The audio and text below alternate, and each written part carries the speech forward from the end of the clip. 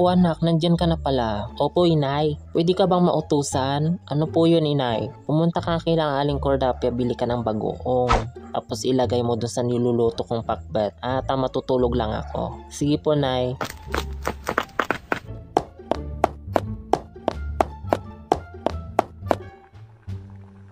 A few moments later. Anak, bakit po inay?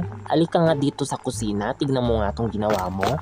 Ano po yun inay? Ito ano ba yan? Bakit mo nilagay yung bote dyan sa pakbet na niluluto ko ha? Hala na, hindi nyo naman po ni-specify kung ano po ang gagawin ko sa bagoong. Sabi ko, ilagay mo yung bagoong dito sa pakbet.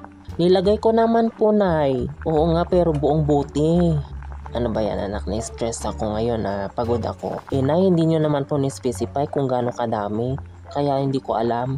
Kaya nilagay ko na lang po. Bakit kasi hindi ka nagtatanong? Sorry po nay.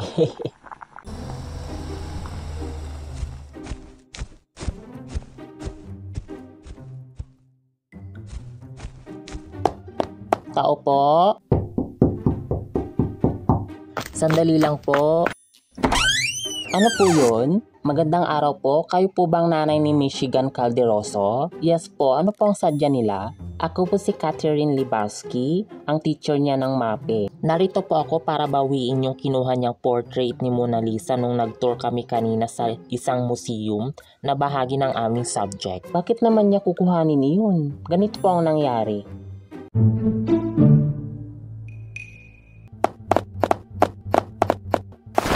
Pwede po kayo mag-take ng pictures.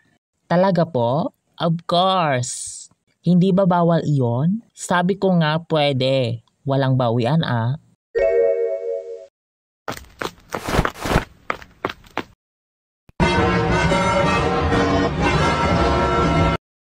Naku talaga tong batang ito. Oo, sandali lang, tawagin ko lang.